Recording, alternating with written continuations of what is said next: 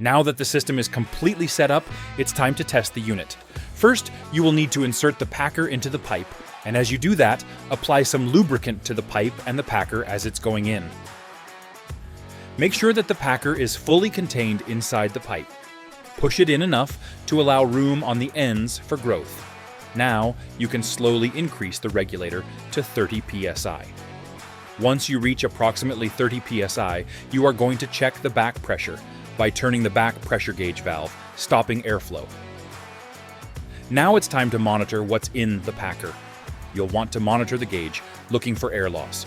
Do this for about 5 to 10 seconds, making sure there's not a large amount of air loss.